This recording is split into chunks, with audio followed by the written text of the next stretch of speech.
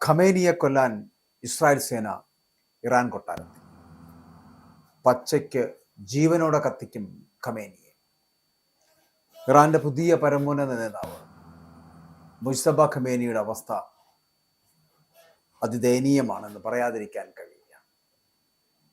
ഒളിവിലിരുന്നു കൊണ്ട് ഭരണം നടത്തേണ്ടി വരുന്ന ഗതികേട്,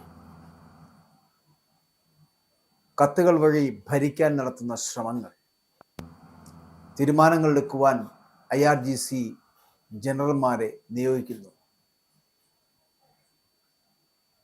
ഖമേനിയുടെ മുഖം തകർന്ന് സംസാരിക്കാൻ പോലും ആകാത്ത അവസ്ഥയിൽ ജീവിതം തള്ളി നീക്കുന്നു. കൃത്രിമ കാലുകളുടെ സഹായത്തോടെ ജീവിതം മുന്നോട്ട് കൊണ്ടുപോകുന്നു. അതുകൊണ്ട് തന്നെ ഖമേനിയെ പിടികൂടാൻ പദ്ധതിയിട്ട് ഇസ്രായേൽ സേന ഇറാനിലെത്തുന്നു. ഖമേനിയെ കൊല്ലാൻ ഇസ്രായേൽ സേന ഇറാൻ കൊട്ടാരത്തിലേക്ക് എത്തുന്നു. പച്ചയ്ക്ക് ജീവനോടെ ഖമേനിയെ കത്തിക്കുക എന്ന ലക്ഷ്യത്തോടെ. ഇറാന്റെ പുതിയ പരമോന്നത നേതാവ് മുജ്തബ ഖമേനി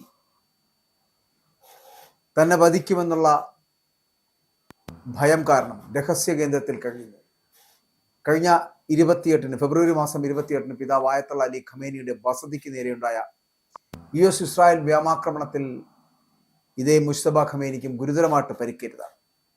മുഖത്ത് പൊള്ളലേറ്റും കാലിന് പരിക്കേറ്റും അവശനിലയിലായ അദ്ദേഹം അതീവ സുരക്ഷാ വലയത്തിലാണ് എന്ന് ന്യൂയോർക്ക് ടൈംസ് അടക്കമുള്ള മാധ്യമങ്ങൾ റിപ്പോർട്ട് ചെയ്തു.